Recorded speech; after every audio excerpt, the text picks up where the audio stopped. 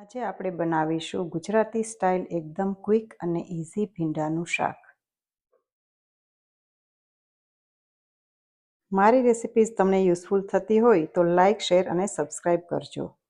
અને આ રેસિપી કેવી લાગી એ કમેન્ટ બોક્સમાં કમેન્ટ કરજો. સૌથી પહેલાં આપણે ભીંડાને ધોવાના છે. ભીંડાને ધોયા પછી એક કપડાની મદદથી એને ડ્રાય કરવાના છે. તો આપણા ભીંડા ડ્રાય થઈ અને રેડી છે. હવે આપણે એને કટ કરીશું.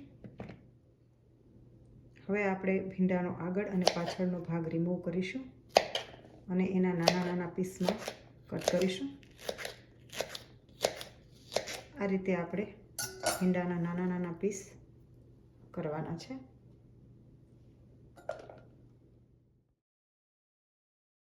મીડિયમ ફ્લેમ પર એક પેનમાં 3 થી 4 ટેબલસ્પૂન જેટલું ઓઇલ એડ કરવાનું છે.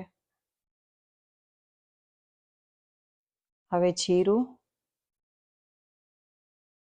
અને હિંગ એડ કરવાના છે.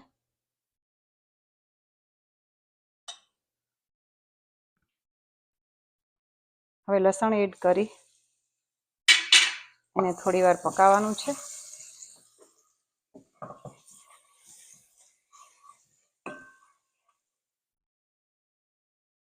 હવે એમાં ભીંડા એડ કરી દેવાના છે.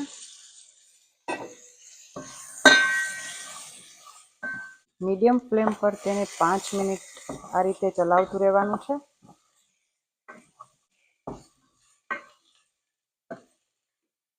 હવે 1 મોટી ચમચી લેમન જ્યુસ એડ કરવાનું છે.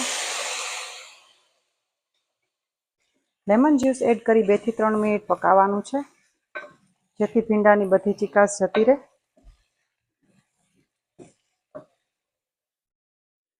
હવે તેમાં હળદર,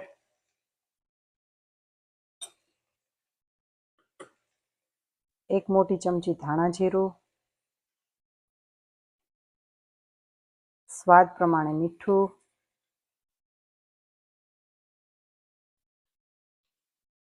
બે ચમચી જેટલો તલનો પાવડર અને સ્વાદ પ્રમાણે લાલ મરચું પાવડર એડ કરવાનું છે. પછી તેને સરખી રીતે મિક્સ કરવાનું છે.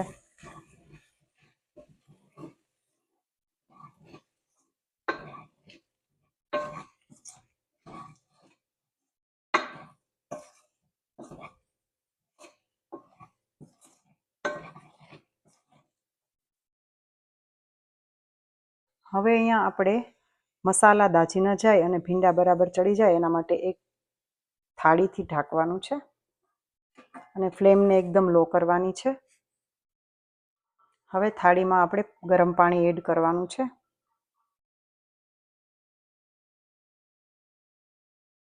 આ રીતે 2 થી 3 મિનિટ આપણે લો ફ્લેમ પર આને પકાવવાનું છે.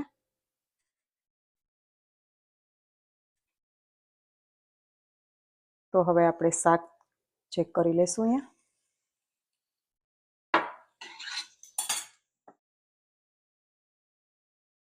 હવે આપણે સિલાન્ટ્રો એડ કરી દઈશું એમાં.